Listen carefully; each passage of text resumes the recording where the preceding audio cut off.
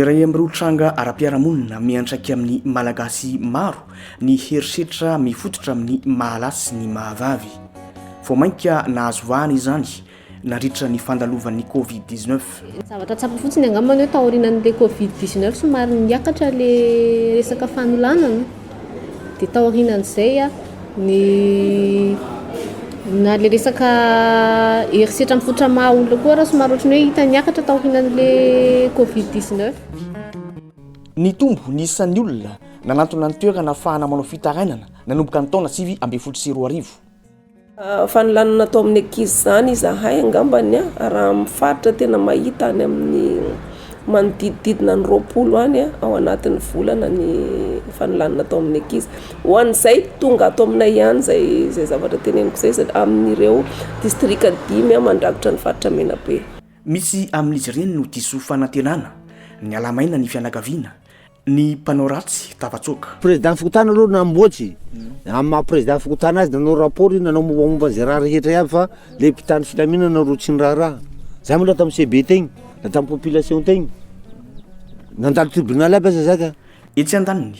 mbola mitoetra reo fomba entina mandamina ny fiarahamonina rehefa mitranga ny olana. Le hitako amin'le herisetra le lalàna miapetraka fa le tena manimba ny lalàna le ray aman-dreny regny mamonjy mifamonjy reo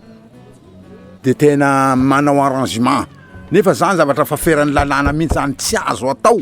ny manao arrangement zany na inona arrangement tsy azo atao fa mifamonjy reo dia afaka anao homa. Etsy ankilany kosa navoaka tamin'ny volana Desambra 2022 ny lalàna larana 2022 tsipika aotraotra valo mikasika ny ady amin'ny herisetra mifototra amin'ny mahalasy ny mahavavy. Maro anefa ny tsy mahafantatra azy io. Ny zavatra hita aloha zany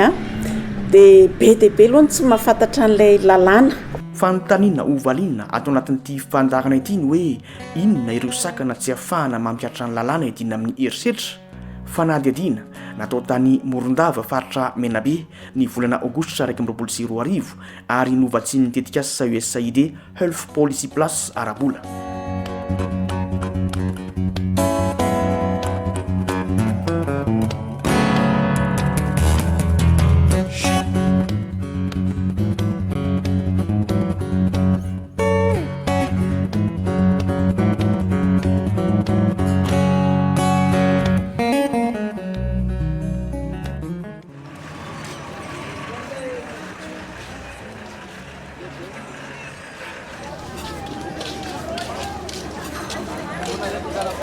Tanàna be mpitsidika i Morondava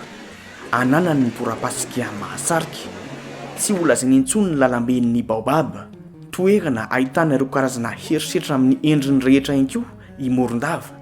ny tatitra navoakan'ny fitalevam-paritry ny mponina ny fiahiana ara-tsosialy ary ny fampivoarana vehivavy no nahafantarana fa fitarainana misy 370 no voarain'izy ireo tamin'ny taona 2022 ka herisetra tamin'ny vehivavy ny 450 raha toa ka herisetra natao tamin'ny ankizy ny 550. Tamin'ny taona io ihany nahatratra 570 ny zaza niaran'ny fanolanana ka ny 10 no tonga teny amin'ny tribunaly ambaratonga voalohany raha nitatitra avy eo amin'ity birao ity. Ho an'ny taona 2022 tafiakatra 227 ny trangana herisetra natao tamin'ny ankizy voarain'ny fitalevam-paritra. Raha nanontaniana ny teo anivon'ny fitsarana dia nilaza fa maro ny raharaha mikasika ny herisetra mahazo ny ankizy nandalo tao amin'izy ireo. Ka na violence sur mineur nandalo teo amin'ny fitsarana raha nijerevanay tao amin'ny fampanoavana dia natratra teo amin'ny 3 mahery ny kana violence sur mineur nandalo teo amin'ny fitsarana. Ny tena betsaka amin'io dia ny herisetra ara-nofo sy ny herisetra amin'ny vatana koa e blessure zany ara-vatana dia ny amin'izao fotoana zao koa efa eo amin'ny ampolony eo ny resaka dossier mahakasika zaza tsy ampy-taona iaran'ny herisetra nandalo teto amin'ny fitsarana ary resaka fanaovana kidnapping izay indray zany zao no manomboka misy amin'le tsy fandriampahalemana any amin'ny faritra sasatsisiny tao amin'ny faritra Menabe dia lasa misy an'izay koa akoatran'ny herisetra ara-nofo. Tsy ny olon-drehetra nefa no manantona ny fitsarana sy ny birao-paritry ny mponina. misy ireo olona tonga mitaraina saingy tsy afa-po tamin'ny fandraisana antanana ny raharaha. Tranga anankiray niseho-ny volana septambra 2024 tao amin'ny fokotany Ampasy no hitarafana ireo antony mahasarotra ny fampiakan-dalàna. Nisy tsanga tokoa taminay teto. Lehilahy 20 tao nagnolaky zaza 8 tao. Herisetra aranofo. De nataony moa de vita gny raha nataony, nandositsy le zaza tomagny agnaty ala ao de lasa le fokon'olo nagnagny nagniazy fa tsy nitsatsy moa le lehilahy fa nandositsy. Io zanak'olo eto avao koa io fa tsy hoe olo baka antany agnilany agny na baka agnilany fa zaza samby eto avao. De niazo natao de nanday an'le zaza amin'ny hôpitaly rero niazo natao. De tafara ty fokotany nandray ny andraikitsy, nampandre ny population, nampandre ny gendarmerie et police. De nisy gendarme taminay teto tamin'io détachement satria reo lafa amin'ny 7 ariva aveto marandray reo mody. De raha zany entre eo amin'ny 2 heures io action io. De lafa nandeha amin'ny gendarme amizao natao enquête amin'ny gendarme, nalay fokon'olo vavolombelo iaby. De lehilahy moa fanilaiky fa tsy tay jusque zao say naigny trace misy azy longony moa tsy mety hazy avao fa le olo tsy mahay azy. De nilay teto i tsy hita de atao enquête ny gendarme, nasiako taratasy tamin'ny procureur hoe mila fosamborona ty olo ty ao hatramin'igny moa mifanjakana tsy hitako zay fandehany. Tsy mba misy hoe zao ny résultat azoko amin'ny enquête-ndrahy zao la izy zay. De zaza moa nalainy romasera de amindroagny mipetraky. Nanantona ny fianakavian'ny Arambony izahay ny fanadihadiana no nahalalana fa nanantena ny ahazo vola tamin'ny ray aman-dren'ilay navandoza ireto fianakaviana ireto. Mijaly le tegna zahay zany mijaly. Io président moa olobe ny tanàn-tegna. Président fa nanao ny nataony. Zahay fa nikarokaroka amin'ny population, nandalo amin'ny iagnaran'le misy amin'ny président tribunal ataoko misy le juge mpandramby andravo zay président ino moa iny Dafan va iny président juge Dafan nandalovanay aby io tsisy dikany. Anao koa moa le zahay lafa tsy maniandreo de nijano koa zahay. Zaza koa moa fa janga iagny i tsy maty fa janga i. Fa laha reo aloha tamin'ny fotoan'andro ny nahavoanjazy eo nandao vola 2 alitsy rahetsy ray aman-dreniny raha nataon'olo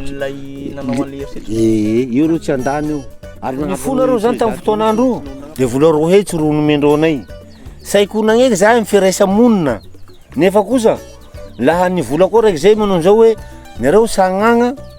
satria olo reo zany nagny tena marina reto olo valiko reto mbola atsakanaka amindreo agny koa ondrinaisy avao taoko raha fono zahay koa finitakin'ireo jusque zay reo tsy niavy. Fa tafarany vola 2 alitsy rahetsy io tamin'ny hôpitaly tagny vola 2 alitsy rahetsy io de damonjy anay an-tragnonay eto koa tamin'io vola 2 hetsy io tena nanday olobe mihitsy tena vitanay ny taratasy raha io fa tsy namboarindreo moa le raha tsy nipahavandreo aminay ka satria olo reo zany nieritseritsy hoe managnanaka amindreo koa de hadiso moa tsy an'olo raiky mety hodiso koa tegna maray baka maray agny akaiky reo nandeha tsy nipahavandreo le vola 2 hetsy io jusque zao. Zay zany le zavatra lazainy zay nandalo tagnamiko reo fa nilofako hoe tsy azo ataony manao raharam-pihavanana amin'olo reo egny fagnanaky nareo ro abaonareo. Zay teniko amindreo zay.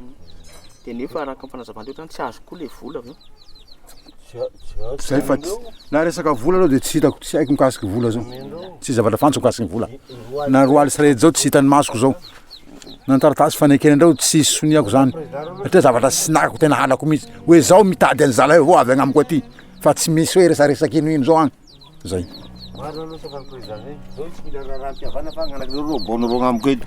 Satria de tasy maray mbo teto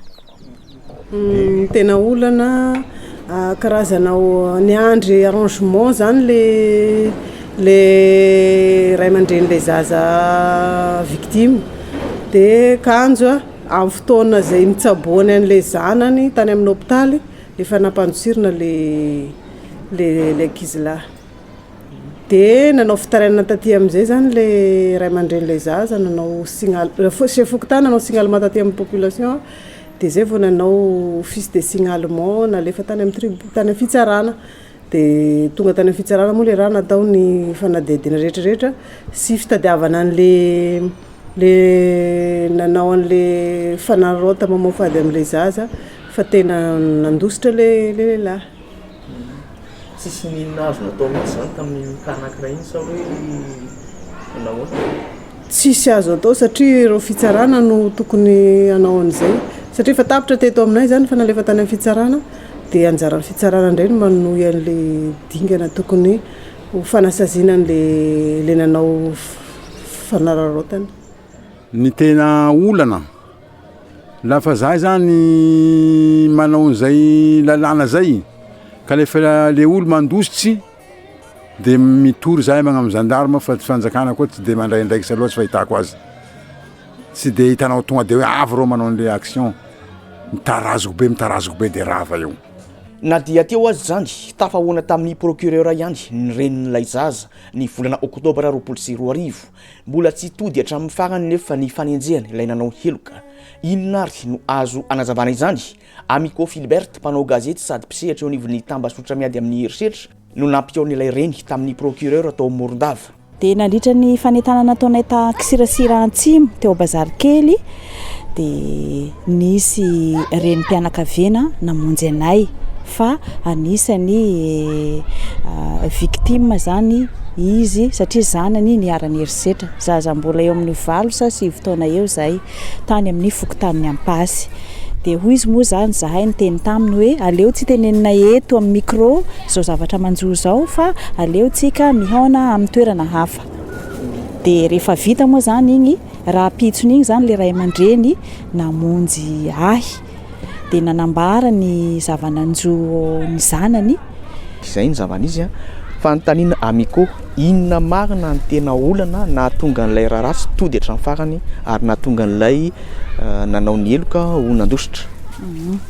Araky ny fitantaranany ray aman-dreny tamin'ny fotoanany fampiresahanay zany dia tsy nitoy izy le raha satria efa teny amin'ny gendarmerie pirenena dia ny gendarme ohatrany hoe mijery fotsiny amin'ilay olona avagnindoza le ray aman-dreny koa moa nyteny hoe efa samy favita igny efa nisy fifanantonana igny fa tamin'ny tribunal tagny zahay dia io izy ny tribunal hoe ka mandeha agny koa fa vita igny iny koa andehananao agny raha fa vita igny. Marina ve nefa izay fanazavan'ilay ray aman-dreny navandoza izay? Laha araky ny fitenen'ny fitantarangany zany dia izay tokoa zany le raha nisy.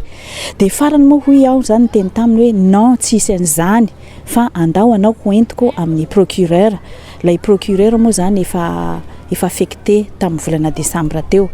fa tamin'ny volana Oktobra io zany mbola teo lay procureur. Raha ny fanazavan'ny olona teny Ampasy dia anisan'ny alangalana ny teo amin'ny nivon'ny fitsarana. Manahoana ny zava-misy tena zay ve sa inona ny niseho Amico? Nandritra ny hoe hetsika edena amin'ny herisetra atao amin'ny mampela sy ny lahy igny moa zany dia tsehatra ny procureur de la république teto amin'ny fitsarana ambaratonga voalohany teto Morondava Ratsimandrato Jean-Jacques William nanao fagnentagna nampahafantatra andreo lalàna ary nampahafantatra fa tsy misy na inona na inona manome rariny ny olona manao herisetra. Dia tamin'igny fotoana igny zany no niteny tamin'ny procureur hoe misy trangan-dravatra ohatran'izao procureur dia nitantaraiko taminy zany lay herisetra natao amin'ilay anakampela io. Dia rehefa niteny an'iny tamin'ny procureur moa zany aho dia hoy izy procureur hoe tsy azo ekena zany fa ento aty lay ray aman-drenin'ilay zaza victime mba hitantara amiko fa tsisy manaiky an'izany mihitsy hoe nandositra lay navandoza dia hoe hojerim-potsiny amin'izao avao. Dia farany tonga nentiko tany amin'ny procureur moa zany le ray aman-dreny dia nifampiresaka tao zany reo. Dia lafa bakeo zany nanome fotoana tamin'ny fotoana hafa procureur hoe ndiana miverena indray aty amin'ny birao mba ahafahana miditra antsehatra tanteraka hirosoana amin'ilay hoe fanamborana n'ilay olo nandositra zany navandoza. dia tamin'igny fotoana igny zany no tonga teny amin'ny birao lay ray aman-dreny manana an'ilay zanaka voaolana fa izy raha fahitana azy zany dia fahatahorana birao no tsy nidirany tao amin'ny procureur satria izy zany raha fahitana azy hoe tokony misy olona foana zany hoe hiaraka aminy hiaka-midina eny amin'ny fitsarana fa raha izy mandeha zany dia matahotra izy hiditra birao niandry azy moa zany ny procureur n'izy nefa tsy tonga. Raha tena fehezina zany inona ny tena nahatonga n'ilay tranga tsy tafavoaka raha tena tonga dia fehezitsika hoe zao ny antony. Raha hoe fehezina zany nahatonga dia hoe eo lay fahatahoran'ilay ray aman-dreny miditra birao na dia efa nomeny procureur torohevitra tamin'ny andro voalohany zay namonjena n'ilay procureur dia eo koa ilay ohatrany hoe manakatsakana azy zany lay ray aman-dreny n'ilay nahavandoza hoe zavatra fa vita iny ka iny koa mbo andehanana ho agny dia izay zany anisany hita hoe nahatonga n'ilay raharaha tsy hotody teny anivony teny amin'ny fanjakana zany. Dia isaorana betsaka Miko Filbert ny amin'izay fizarana ny tsara ho fantatra momba ity raharaha teny ampasy ity.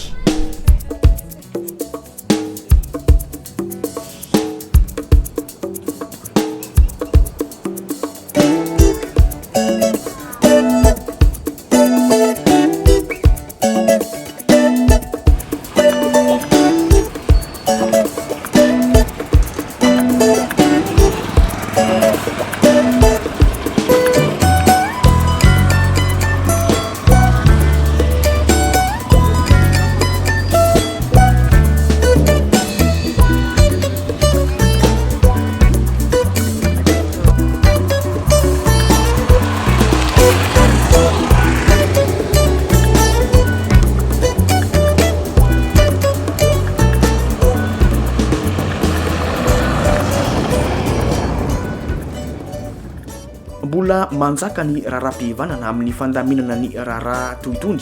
eo ihany koa ny tahotra ny hiditra barao-panjakana ny tsy fahafahana manan-karama mpisolo vava. Ny sakana aloha matetika zany le victime tsy manana fahafahana aka mpisolo vava fa nefa le auteur manana fahafahana aka mpisolo vava dia zay zany fa lesika voalohany hoe satria ankizy kely iarany herisetra tsy afaka ifanandrina amin'ny mpisolo vava dia zay fa blocage voalohany. Io moa efa misy fiaraha-miasana SECPAT dia afaka mijery akaiky mikasika an'ilay resaka avocat zay amin'izay mba samy mifanandrina ny avocat ty amin'ilay victime sy le auteur mba ahafahan'ilay zaza satria na olon-dehibe aza ifanendrina amin'ny avocat zany sarotra be maika zazakely ady amin'ny avocat manahirakirana ihany fa efa isaorana an'izay fiaraha-miasana miaraka amin'ny ECPAT zay mijery akaiky mikasika ny zay zava-misy indrindrindrindra mikasika an'ilay herisetra tao amin'ilay zaza. Olana ho an'ny fianakaviana niarana fanararotana aranofo natao tamin'ny ankizy ny fotoana lany ivezivezena eny amin'ny fitsarana. Maro zany ireo tsanga zany zay hitany amin'ny fiarahamonina any fa iarahantsika malala zany ny fanatanteranana zany hoe raha-pitsarana zany tsy vita mora zany. Voalohany fotoanao very zay aloha fotoa voalohany zay. Faharoa manaraka an'izay mitady etomanana zany amin'ny fanatanterana pitsopitsony araka ny teneninao zay somary mipetsaka lavidavitra ianao ny sarandalanao mivezivezy tsy vita anjo raiky le izy anjo roa anjo telo boko mipolo ndraiky miverimberina eo igny fotoana zany sy le vola lany igny zany matetika mampiemitra le olona koa zany. Dia manaraka an'izay koa zany matetika zany rehefa hoe misazy le olona zany dia tsy manjay anjara amin'le le niaran'le herisetra zany na le victime zany efa tsy mahazo karazan'izay hoe fitsaboana araka tokony ho izay raha ohatra ka tsy manana ny fahefana izy. Nefa ny ataontsika hoe le auteur tsatsa migaja izy voatazona agny izy dia ato amin'izay tsisy mpitsabo le victime dia zay koa zany anisany anankiray zany mahatonga an'le ray aman-dreny zany na le fianakavian'le niaran'le herisetra zany hoe aleo miditra amin'ny raharaha-pihavanana mba voatsabo ny zanakay toy zay hoe itoran'io gajagny io tsisy zavatra azonao na de arazato ara tsy azo mba hanampina le fitsaboana. Ny resaka arabola indray de miankina amin'ny ankizy igny satria araky ny resako zay hoe mety tsy mitovy le fahasalaman'le ankizy. Efa amin'ny ankapobeny zany tokony manodidina ny raetsy na roetsy eo zany amin'ny ankapobeny ny ara-pahasalamana zany. De ny madinidinika moa zany eo amin'ny 5 alina zany na raetsy eo ihany koa zany ny amin'ny sakafony sy le sarandalany ary le taratasy madinidinika any amin'ny fitambarany zany amin'ny fitsarana sy ny rem-polisy zany. Manaraka an'izay koa le fahafahan'ny ray aman-dreny aka certificat médical koa de karazana sakana tsy ahafahany itory satria tsy manana moyen le ray aman-dreny le niaran'le erisetra. 5,000 ny vola tokony aloha ahafahana aka certificat médical any amin'ny mpitsabo. De zay zavatra zay nefa misy tsy manafahafana mihitsy ray aman-dreny hakan'izay certificat médical zay. Misy ny tsindry mahazo ny ray aman-dren'ireo niaran'ny erisetra aranofo. Misy ihany koa tratran'ny tsindry avany le ray aman-dren'le iaran'le violence na hoe olona manamanana na hoe olona atahorana eo amin'ny tanàna le olona le nanao an'le izy de tratran'ny tsindry avany le ray aman-dreny, tratran'ny menace hoe roanay amin'ny tanàna ataonay an'izao de tsy samy toroka ary zareo amin'izay. Nefany izahay de mampirisika foana ary raha maheno an'io zany na ny mpitsabo na ny polisy raha vao maheno fotsiny resaka fanolanana indrindraindrindra de tsy maintsy miteny foana hoe mitory ianareo mba tsy hidiran'ny zareo koa zany satria ny olona rehetra izay mahatsikaritra fanolanana na erisetra amin'zatsy amin'ny toa de afaka mitoroka daholo. Manao dénonciation moa zany le filazana azy mitoroka hoe mizaza irana erisetra ary. De matetika ihany koa rehefa efa lasa le fanenjehana migadra le voatazona ponjavonjo maika ohatra le olona nanao an'le fanolanana de aniny koa zareo de mety tratran'ny pression indray avany indray hoe migadra ny havanay de tambatambazany vola any ohatra le ray aman-dreny hoe andao nareo andeha ataonay an'izao de iny le ray aman-dreny fa hoe hisitona fitoriana de reny koa zany de tena mba singaninay manokana mihitsy sy iangavianay ny ray aman-dreny hoe aza manay kirebireben'olona mivola re tompoko. Matetika amin'izany ka de viol foana manao ohatran'izay fa rehefa mandeha le izy de ohatran'ny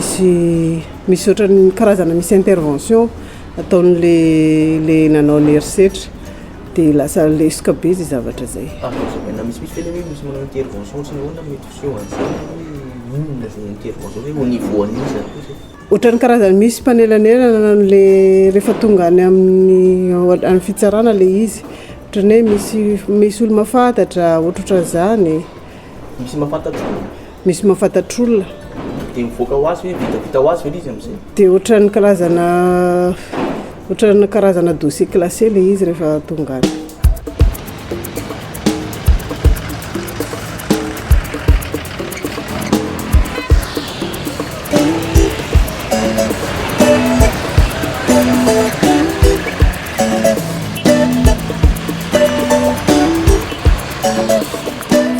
Manana ambara mikasika ny fomba fiatrehan'ny malagasy ny rarato itony ny mpandinika fiarahamonina teto Antananarivo no natao ny fanadihadiana. Raha ohatra atao mitovitovy lenta amin'ny atsika hoe lalàna moderna ankehitriny nanana fitaovana betsaka ny talozana.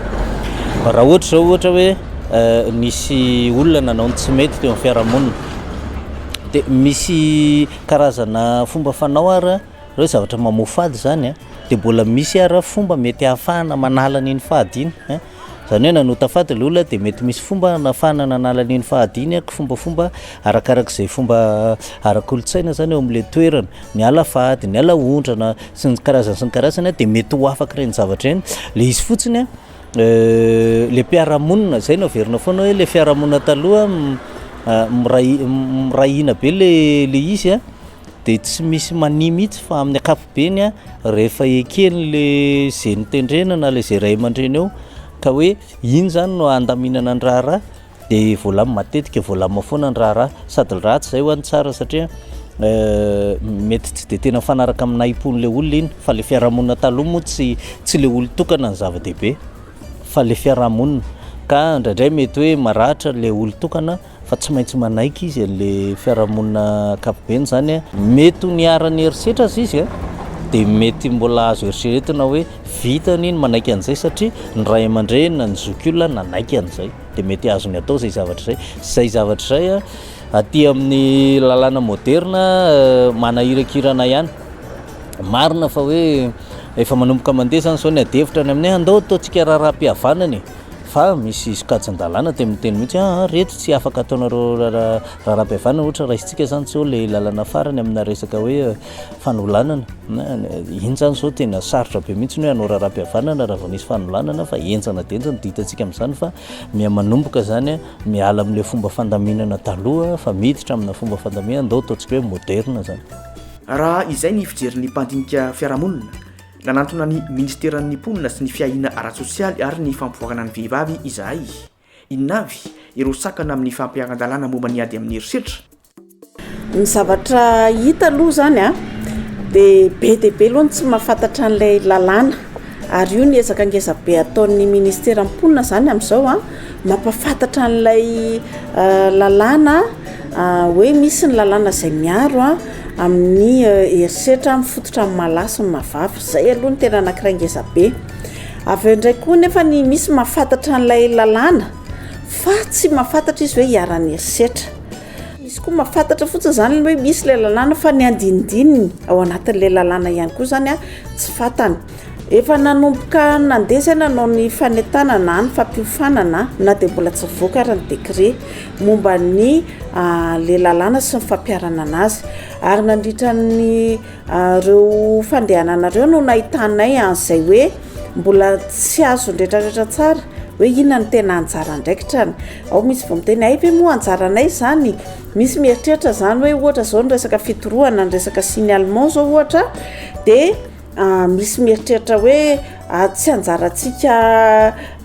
mpiatsehatra ny manao an'izany fa ny lalàna tena efa mamaritra tsy mila décret d'application zany fa misy koa zany any amin'ny code pénal atsika hoe ny olona anankiray tsy ao anatiny zany hoe manana ndraikitra inona izy na manana ndraikitra inona fa nampiaramonina fotsiny ary ianao dia manana ndraikitra hitoroka raha ohatra ianao ka mahita trangana herisetra itsika amin'izao aloha dia efa ametraka ny fehezana lalàna koa zany ho fampiarana an'io lalàna voalany io ihany koa zany na ny décret d'application an'ilay le lalàna dia rehefa ho lany io décret d'application io dia tsy maintsy andeha indray zany ny ministera mponina sy ny mpiara-miombonantoka ary mpiatsehatra rehetrarehetra zany hiaraka andeha hanofana ny any amin'ny faritra rehetrarehetra sy ny any amin'ny toerana rehetra distrika sy ny commune rehetra momba ny fampiarana an'io lalàna io izay ny asa miandry ny ministera foibe amin'ny ady amin'ny herisetra mbola sahiran-tsaina kosa ireo mpiantsehatra any fotony manoloana izay fampiakan-dalàna izay marina tokoa fa nivoaka izy igny fa raha tsy diso ohatrany nazareo ao amin'ny fitsarana ary mbola tsy dia tena mahafantatra ny fomba fampiarana an'izy igny raha tsy diso izy aho nivoaka le lalàna fa le tsako le décret d'application angamba tsany mbola tsy mivoaka hoina marina moa zany satria efa nijerenay ny araka amin'ny juge d'enfant iny tamin'izay nanatanteraka ny fiofanana ny tambazotra miaro ny ankizy eto amin'ny tapitanana Morondava igny lalàna igny zany fa zay no valiny azonay satria maromaro ny question nipetraka tamin'izay tamin'ny membre ao anatin'ny RPE dia zay ny valiteniny azo zany mbola anatiny mianjy ny famakafakafana ny lalàna igny zany satria zany lalàna anankiray ona mivoaka dia mbola misy koa zany ny karazany ambiny zany magnampy an'igny lalàna igny magnazava azy bebe kokoa izay nefa mbola tsy mivoaka araky ny fanazavany juge d'enfant izay miasa eto an-tapitananany Morondava zany tsy maintsy miandry décret d'application ve vao azo ampiarana ny lalàna inona ireo asa azo tanterahana diany zao na ho an'ny mpiantsehatra eo amin'ity ady amin'ny herisetra ity na ho an'ny olo-piaganena izany inona ny fomba tsara indrindra andresena ny herisetra fanontaniana ovalintsika ao anatin'ny fandagana manaraka ireo koa manasanao izay tsy saraka aminay amin'ny fotoana toy izao